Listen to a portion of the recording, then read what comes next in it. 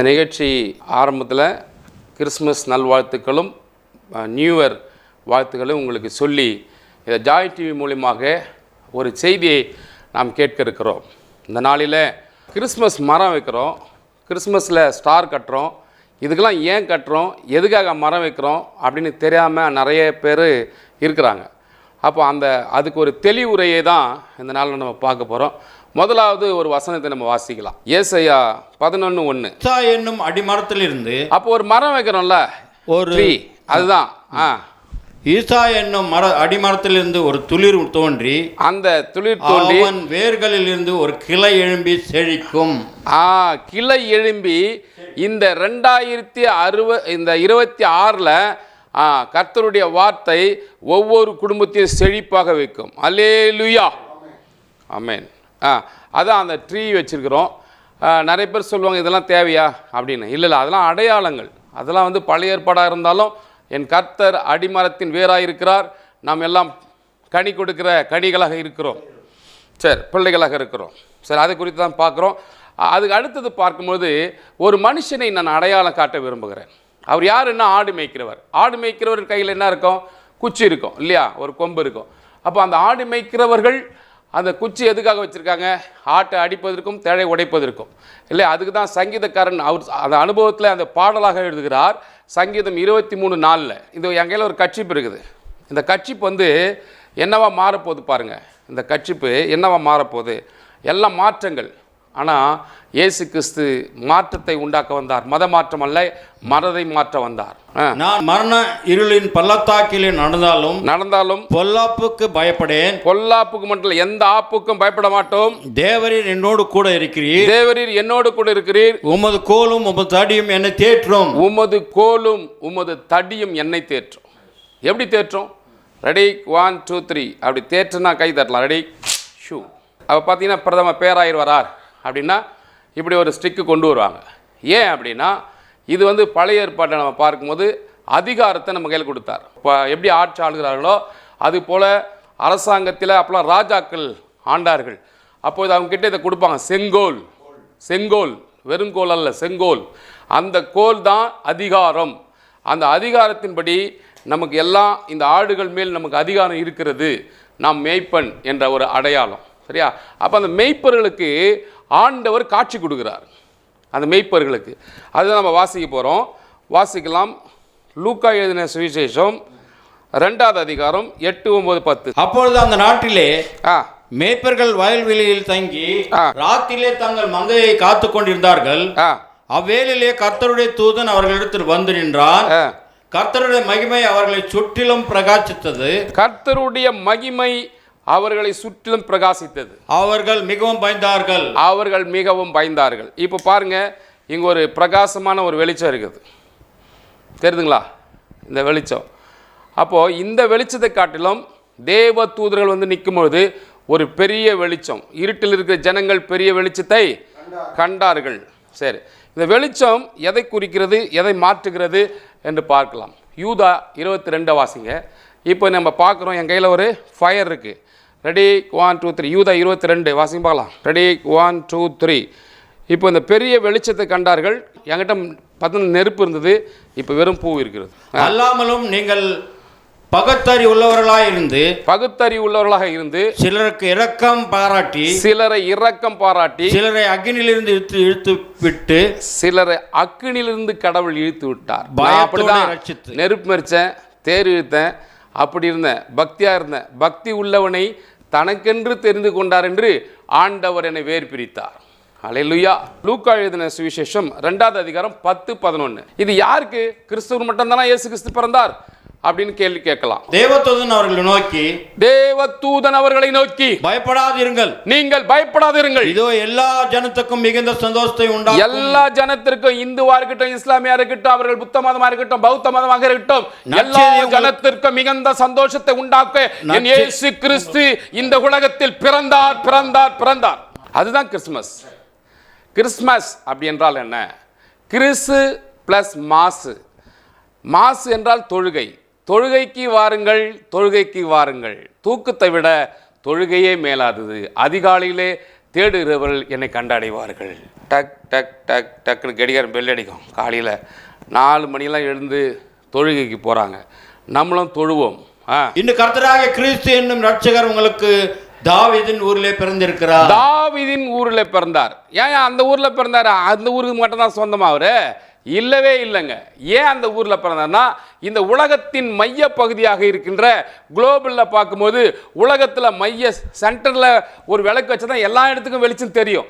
அதனால தான் அவர் அந்த ஊரில் பிறந்தார் தவிர, இல்லைனா முடிச்சூரில் பிறந்திருப்பார், பல்லாவரத்தில் பிறந்திருப்பார். ஏன் அங்கே போய் பிறந்தார்? அது இஸ்ரேல் என்ற நாடு என்று இந்த இடத்துல நீங்கள் வேர்ல்டு மேப்பில் பார்க்கும்போது அது சென்டர் பாயிண்டில் இருக்குது. அதனால் அந்த மைய பகுதியில் அவர் பிறந்தால் உலகத்திற்கு எல்லா ஜனங்களுக்கும் அவர் வெளிச்சமாக இருக்கவும், நல்வழி காட்டவும், நல்ல வழி எட்டுமாவும் அவர் நமக்காக அங்கே பிறந்தார். இப்போது இன்னொரு காரியத்தை நம்ம முக்கியமான காரியத்தை பார்க்க போகிறோம். அந்த ஸ்டார் ஏன் கட்டுறாங்க அப்படின்னு சொல்லி சில காரியங்களை நம்ம பார்க்கலாம். வாசிக்கலாமா? சங்கீதம் 34:5. அவரை நோக்கி பார்த்து பிரகாசம் அடைந்தார்கள். அவர்கள் முகங்கள் வெட்கப்படவில்லை. அல்லேலூயா. அவர்கள் முகம் வெட்கப்படவில்லை. இன்னைக்கு உங்கள் முகம்லாம் ஏன் வெட்கப்பட்டிருக்குது? ஏன் உங்கள் முகம்லாம் இன்னைக்கு வெட்கமாக இருக்கிறது? ஏன் கஷ்டத்தில் இருக்கீங்க? ஏன் கண்ணீரில் இருக்கீங்க? கர்த்தர் பிறந்து விட்டார்.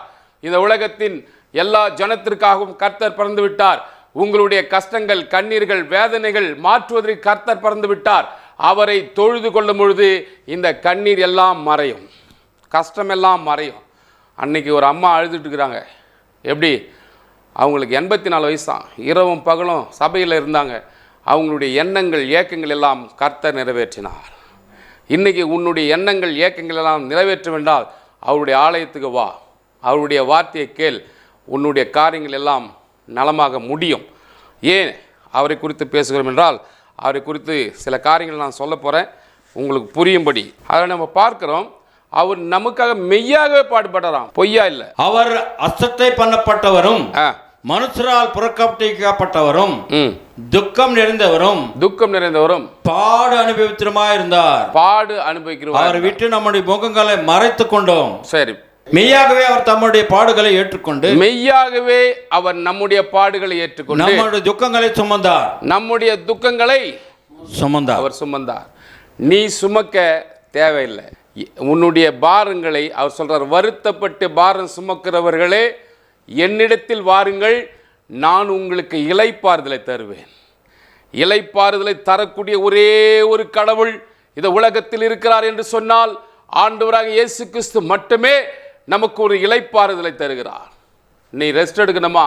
உன் கஷ்டத்திலிருந்து ரெஸ்ட் எடுக்கணுமா? வா, ஆண்டவர் இன்றைக்கு அழைக்கிறார். அவர் பிறந்த நாளிலே இன்னைக்கு அவரை ஏற்றுக்கொள். இன்னைக்கு அணுகிற நாள், இன்றைக்கே கடைசி. இனி உலகம் செல்லாது, காலம் செல்லாது. இன்றைக்கே ஏற்றுக்கொள். அவர் யார் என்று உங்களுக்கு நான் சொல்லுகிறேன். மெய்யாகவே பாடுபட்டார் இல்லையா? இவர் தாங்க அவர். மெய்யாகவே பாடுபட்டார், சிலுவை சுமந்தார். சிலுவைன்னா சாதாரணமாக நினச்சினீங்களா? 150 கிலோ எடை உள்ள அந்த சிலுவை மரத்தை பல கிலோமீட்டர் தூரம் அவர் சுமந்து கொண்டு போனார். தூக்க முடியாத அந்த சிலுவையை 3 முறை தட்டு தடுமாறி கீழே விழுந்தார். யாருக்காக? உனக்காக. 40க்கு 1 குறைய 39 அடிகளை பெற்றாரே. யாருக்காக?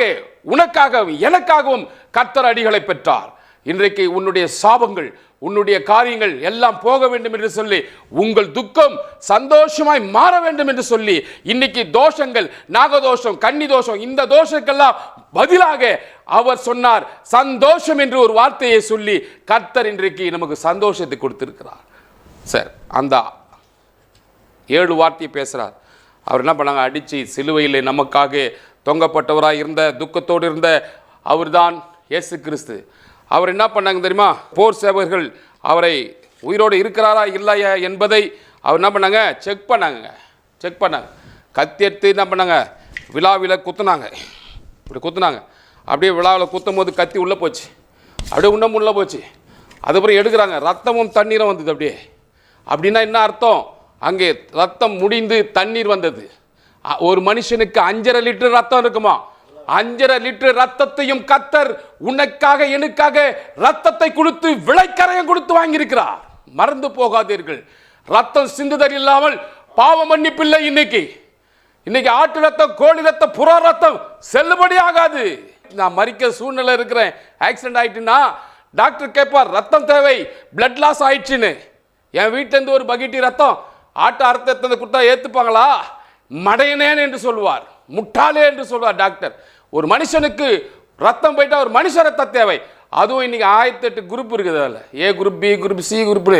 அது எல்லாம் தாண்டி ஆண்டவர் பரிசுத்தமான ரத்தத்தை உனக்கும் எனக்கும் கொடுத்து மீட்ட ஒரே தெய்வம் இந்த உலகத்தில் யார் என்றால் தியாகி. அவர்தான் இன்டர்நேஷனல் தியாகி, இயேசு கிறிஸ்து. அவர் மரித்தார் நமக்காக, அவரை அடக்கம் பண்ணப்பட்டார்கள். நான் இங்கே அடக்கம் செய்கிறேன், இந்த கவரில் வைக்கிறேன், சரியா? சரி. அவர் 3ஆம் நாள் உயிர் தெழணும், அதான் லா, அதான் சட்டம் இல்லையா? 3ஆம் நாள் உயிர் தெழுந்தாரா பார்க்கலாமா? இப்போ இங்கே இல்லை. ரெடி, 1 2 3 வந்துட்டாரா? எஸ். அப்போது ஆண்டவர் இன்றைக்கு உயிர் தெழுந்தார் என்பது ஆதாரமாக இருக்கிறது.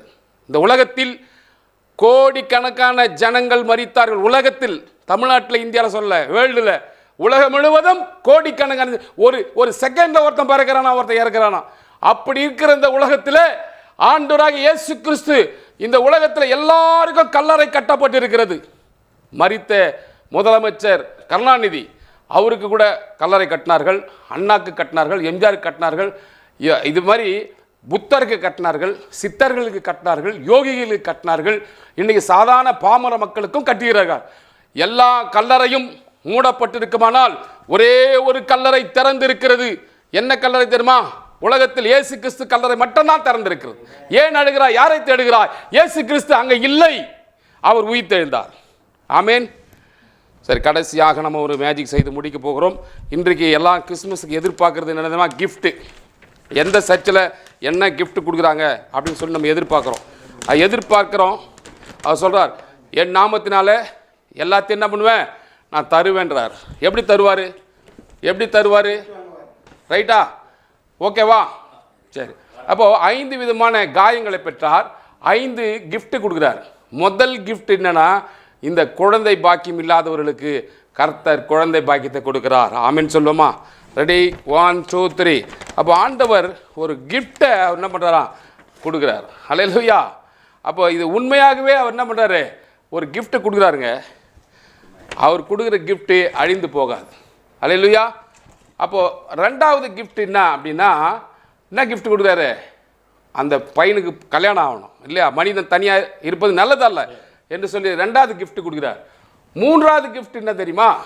இன்றைக்கு உலகத்தில் சந்தோஷம் சமாதானம் இல்லாத ஜனங்களுக்கு கர்த்தர் சொல்லுகிறார். கடைசியாக ஒரே ஒரு வசனம், அந்த ஏசாயா 9:6, அது மட்டும் கடைசியாக நம்ம வாசித்து முடிக்கிறோம். நமக்கு ஒரு பாலகன் பிறந்தார், நமக்கு ஒரு குமாரன் கொடுக்கப்பட்டார், கர்த்தத்துவம் அவர் தோளின் மேல் இருக்கும், அவருடைய நாமம் அதிசயமா இருக்கிறாருங்க இல்லையா? ரெடி, 1 2 3. அப்போது இன்னைக்கு நம்ம பார்க்குறோம், இதெல்லாம் ஆண்டவர் கொடுக்குற கிஃப்ட்டு இல்லையா? குழந்தை பாக்கியம், திருமண பாக்கியம் இல்லையா? சந்தோஷ சமாதானம். இன்றைக்கு பாருங்கள், நல்ல ஆண்டவர் இன்றைக்கி ஒரு பெரிய காரியத்தை செய்ய போகிறார். என்ன செய்ய போகிறார் பாருங்கள். ரெடி, 1 2 3. அப்போ ஆண்டவர் செய்த அற்புதத்தில் அநேக அற்புதம். அதில் இந்த ஒரு அற்புதத்தை நான் சொல்லி நான் முடிக்கிறேன். ஒரு காரியத்தை நான் விட்டுட்டேன். என்ன காரியம் அப்படின்னா, அவர் உயிர் தெழுந்தார் இல்லையா? உயிர் தெழுந்து 40 நாள் சுற்றி திரிந்தாராம். 40 நாள். அதுக்கு பிறகு பரமேறினான் இருக்குது. அவர் பரமேறினார், திருப்பி வருவாரா? ரெடி, 1 2 3. அவர் வருவார். எப்படி வருவார்? மேகங்கள் மீதில் வருவார். ரெடி, 1 2 3. அப்படியே வரார் பாருங்க இல்லையா? கண்டிப்பாக அவர் வருவார். அதை வருவது தான் நாங்கள் எதிர்நோக்கி இருக்கிறோம். கண்டிப்பாக வருவார். ஆமேன். ஏன்னா அவர் வல்லமுள்ள தேவன்.